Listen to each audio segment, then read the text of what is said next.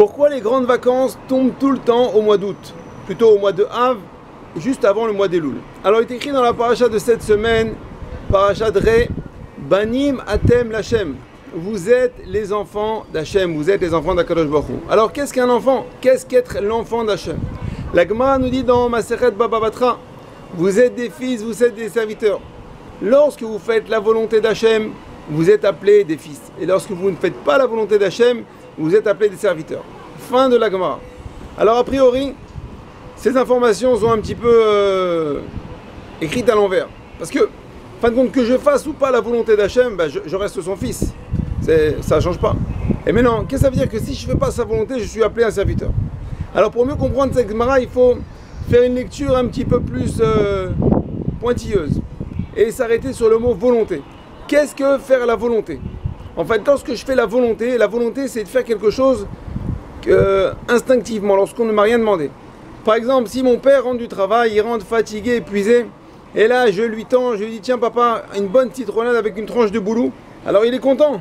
Mais si lorsqu'il rentre, il me dit hey, amène-moi un café, un verre d'eau, à ce moment-là c'est plus sa volonté. Il m'a donné un ordre, et donc là ça devient une obligation, je suis comme un serviteur. Donc c'est ça que la Gemara veut dire.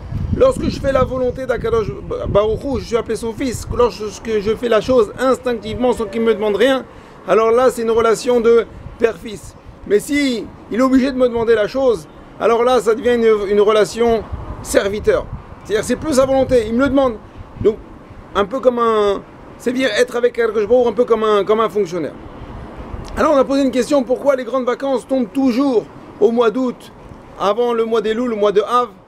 Alors il faut se préparer. La période des grandes vacances, c'est une période selon les pays, quoi. La France, Israël, ça peut être une semaine, 2 semaines, 1 mois, 2 mois, où les enfants sont en vacances, les enfants sont à la maison, on est avec eux. Alors évidemment, c'est sûr que c'est une période de proximité au niveau familial, mais c'est une période aussi où les enfants sont là, ils demandent. J'ai faim, achète-moi ci, achète-moi ça, fais-moi du karting, fais-moi du bowling, fais-moi ci, je veux une glace. Ça se chamaille, ça crie, alors des fois on craque, des fois on est content. En fin de compte, Akadosh Baruch Hu nous met dans une situation de père avec des enfants pour en fin de compte comprendre et ressentir qu'est-ce qu'un père attend de ses enfants. Comment il ressent les choses, qu'est-ce qui est agréable, qu'est-ce qui est désagréable. Et en fin de compte, pour mieux aborder cette période de mois de Elul, où on va dire pendant les tzlichot, pendant les tfilot, Avinu Malkeinu, nous allons implorer à Kadosh Baruch Hu, Avinu, notre Père qui est dans les cieux.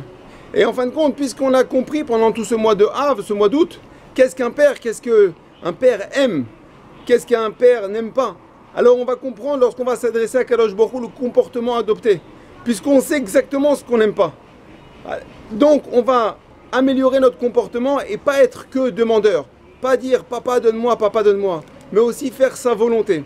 Alors voilà, même si on profite encore de ces derniers jours de vacances, puisque ce Shabbat, ce sera Shabbat, Rosh Chodesh, Elul, et là on va aborder 30 jours de Silirot, implorer à Kadosh Baruch Hu.